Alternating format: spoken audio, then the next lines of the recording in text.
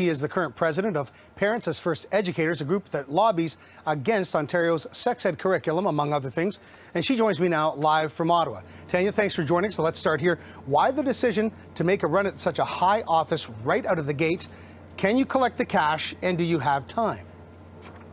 Look, I'm running because I want to be a strong voice for people who have been shut out by this process. And that includes opponents of Kathleen Wynne's sex ed curriculum, pro-lifers, free speech advocates, and social conservatives. They need a voice, and I'm here to be that voice.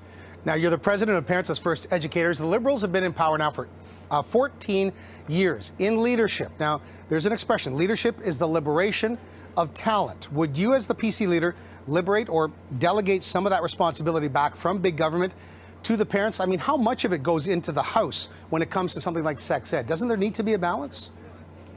Well, I think Kathleen Wynne has continually disrespected the parents of Ontario by ramming this very dangerous curriculum in our classrooms. I mean, children should really not be learning masturbation in a grade 6 classroom. It's even gender theory introduced in to grade 3s. I can't even grasp that concept. I don't know how a child who's 7 years old can.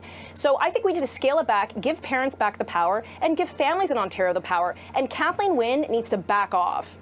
Now, most self-respecting kids learn this stuff in the schoolyard or from their peers, and then they either take it home or to school to sort of expand on that. Isn't that your experience?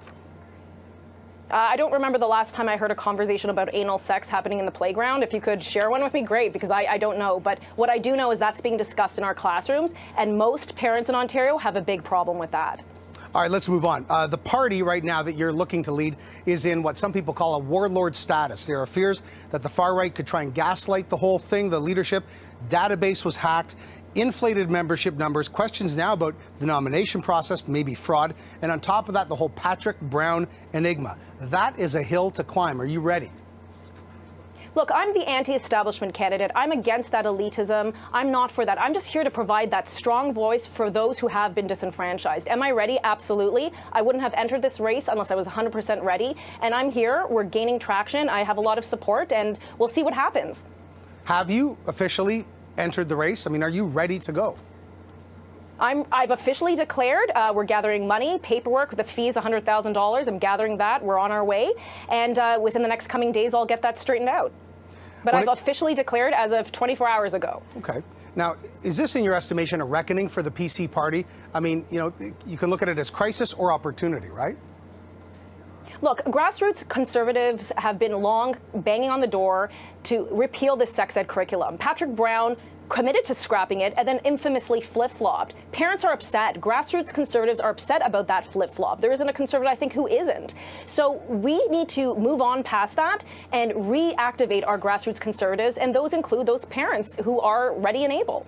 Patrick Brown still denies everything and says it'll all come out, in, if it has to, in real court versus just court of public opinion. Do you think, Tanya, that he is too toxic to sit in legislature right now or even run for office again? You know what, I don't want to be distracted by all the drama with Patrick Brown right now. You know, parents are glad that he's gone. The way it happened, that's something that will be dealt with. But right now, I just want to focus on running a positive campaign, getting the issues out there, and being that strong voice for Ontario grassroots conservatives. Tanya Granic, thanks for your time. Good luck. Thank you very much. Thanks, George.